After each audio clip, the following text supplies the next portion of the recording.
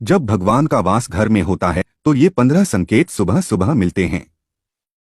दोस्तों, अगर हर सुबह आपको ये संकेत मिलते हैं तो आप समझ ले कि आपके घर में ईश्वर का वास हो चुका है। वह क्या है संकेत, आज हम इसी पर बात करेंगे। भगवान को खुश करने के लिए लोग बहुत सारी पूजा पाठ और व्रत करते हैं। भगवान के आगे सुबह शाम दीपक जलाने से लेकर भोग लगाते हैं ताकि भगवान की कृपा उन पर बनी रहे और उन्हें जीवन में किसी भी तरह की समस्या का सामना न करना पड़े। यह तो हम सभी जानते हैं कि भगवान की पूजा और अर्चना करने से वह हमसे प्रसन्न होते हैं, पर क्या आप जानते हैं कि वह हमें इस बात का संकेत भी देते हैं? तो आइए जानते हैं इन संकेतों के बारे में जो आपको ये बताते हैं कि भगवान की विशेष कृपा आप पर है।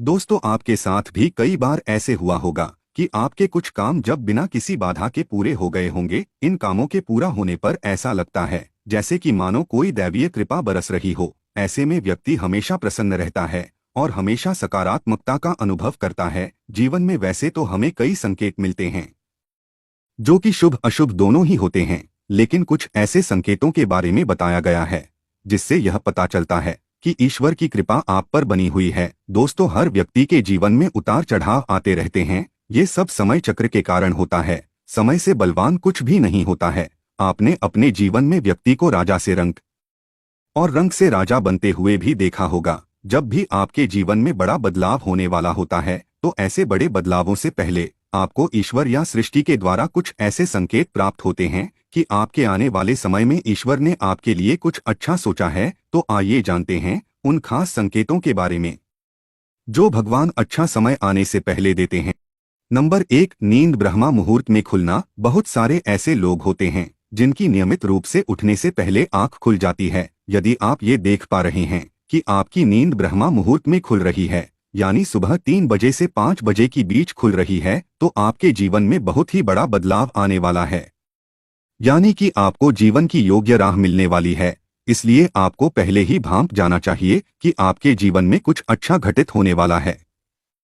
नंबर 2, अचानक खुश होना। कई बार आपने देखा होगा कि आपका अचानक से खुश होने का मन करने लगता है। इसका मतलब आपको समझ जाना चाहिए कि ईश्वर आपको कुछ अच्छे संकेत दे रहे हैं। जिस प्रकार आपको इस समय खुश होने का मन कर रहा है, उसी प्रकार ईश्वर आपके जीवन में बहुत जल्द खुशी के पल लाने वाले हैं। खुशियों का अनुभव होने वाला है। जितना भी दुख आपने अपने जीवन में देखा है वो बहुत जल्द खत्म हो जाएगा। ऐसे समय में आपका मन प्रफुल्लित हो उठता है। नंबर 3, शिक्षा ग्रहण करने के बाद आप इससे अपने परिवार का अच्छे से भरण पोषण कर पा रहे हैं, तो यह ईश्वरीय कृपा से ही संभव है। इससे यह पता चलता है कि आपकी मेहनत से भगवान खुश हैं और अपनी कृपा बनाए हुए हैं, क्योंकि ऐसे कई लोग हैं जो शिक्षित या मेहनती होने के बावजूद भी इसका लाभ नहीं उठा पाते हैं। नंबर 4, ऐसे लोग जो हमेशा स्वस्थ रहते हैं, उन पर भी भगवान की विशेष कृपा है। ऐसे में इन्हें निरोगी काया प्राप्त करने के लिए भगवान का धन्यवाद करना चाहिए और खुद को भाग्यवान मानना चाहिए। नंबर 5, स्वप्न में मंत्रों का सुनाई देना। स्वप्न में अगर आपको मंत्र सुनाई देते हैं जैसे राम राम, तो ये बहुत अच्छा माना जाता है। अगर मंत्र की गूंज सुनाई दे तो ये भी सकारात्मक बात है। स्वप्न में मंत्रों, घंटा, शंख की आवाज सुनाई देना बहुत ही शुभ संकेत माने जाते हैं। नंबर 6, कर्जवान होना। कई बार आपने देखा होगा कि आप कर्जवान हुए हो और अचानक से आपको कर्ज मुक्ति का मार्ग मिल गया हो, तो ये ईश्वर का सकारात्मक संकेत है। या पैसों के लेन देन में आपके पक्ष कोई फैसला आता है तो इसका मतलब यह भी जीवन के लिए शुभ संकेत ही है। धन के अलग अलग स्रोत बनना भी ईश्वर का ही संकेत है। इससे ये पता चलता है कि जीवन की आर्थिक परेशानियां समाप्त होने वाली हैं। जीवन में धन का आगमन बहुत ही तेजी से होने वाला है। नंबर 7, शरीर के अंगों का फड़कना। पुरुषों में दायां अंग फड़कना बड़ा ही शुभ माना जाता है, चाहे वो दाईं आंख हो या दायां हाथ हो। इससे ये संकेत प्राप्त होता है कि आपके बल में वृद्धि होने वाली है। इसके विपरीत महिलाओं में अगर बायां अंग फड़कता है तो ये अच्छा संकेत है, यानी महिलाओं में बाएं अंग का फड़कना अच्छा संकेत बताया गया है और पुरुषों में दाएं अंग का फड़कना शुभ संकेत माना गया है। कहा जाता है कि मां लक्ष्मी के आगमन के समय दीपकों की रोशनी उज्ज्वल होने लगती है। अगर आपके पूजा घर में दिए की रोशनी अचानक ही बढ़ने लगे तो यह एक शुभ संकेत माना जाता है। नंबर 8, सुगंधित वातावरण का एहसास। यदि कभी कभी आपको यह महसूस होता है कि मेरे आसपास कोई है, या आपको बिना किसी कारण ही अपने आसपास सुगंध का एहसास हो, तो समझ जाइए कि अलौकिक शक्तियां आपके आसपास आपकी मदद के लिए हैं। और यदि आप पूजा कर रहे हैं और यदि आपको लगे कि अचानक सुहानी हवा का झोंका या प्रकाश पुंज आ गया और शरीर में सिहरन दौड़ने लगे, ऐसा तो पहले कभी हुआ नहीं, तो समझिए कि देवी या देवता आप पर प्रसन्न हैं। नंबर 9, अचानक ही आपको तेज रोशनी का पुंज दिखाई दे जिसकी कि आप कल्पना भी नहीं कर सकते, या आपको अचानक ही कानों में मधुर संगीत सुनाई दे और आप आश्चर्य करें कि यहाँ आसपास तो कोई संगीत बज ही नहीं रहा, फिर भी वह कानों में सीटी बजने की तरह सुनाई दे, तो आप समझ जाइए कि आप दैवीय शक्ति के सानिध्य में हैं।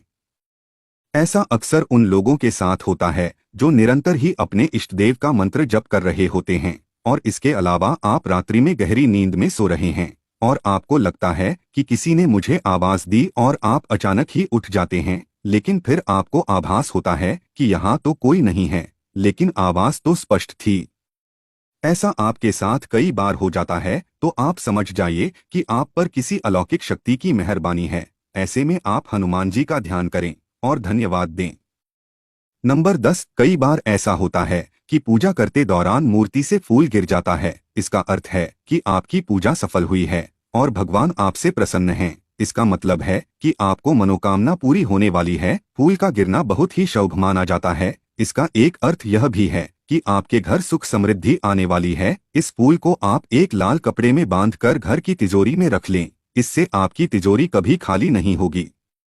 नंबर 11, शास्त्रों के अनुसार पूजा के दौरान घर में किसी मेहमान का आना भी भगवान की कृपा दृष्टि होने का संकेत देता है। इसके साथ ही अगर वह मेहमान साथ में तोहफा लाता है तो समझ जाइए कि आपकी मनोकामना जरूर पूरी होगी। वहीं अगर पूजा करते समय दीपक जलाते ही स्त्री लौ अचानक से तेजी से जलने लगे तो समझ जाएं कि आपकी पूजा सफल हो गई है और आपकी सभी परेशानियां दूर होने वाली है। कहते हैं कि पूजा से पहले ही धूप बत्ती न जलाई हो और घर में खुशबू आने लगे तो यह भी भगवान के आपसे खुश होने का संकेत होता है। इसके अलावा अगर पूजा के दौरान जलाई गई अगरबत्ती या धूप का धुआं सीधे भगवान की ओर जाता है तो यह भी एक शुभ संकेत माना जाता है। इसके अर्थ है कि भगवान आपसे खुश है।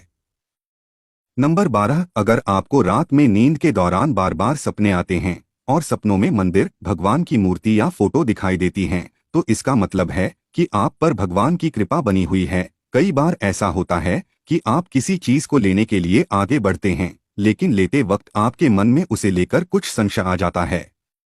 सब कुछ ठीक होने के बाद भी कुछ ऐसा होता है कि हमें उस फैसले को लेने से मन रोकता है। इसका मतलब यह माना जाता है कि आपके साथ किसी दैवीय का आशीर्वाद है।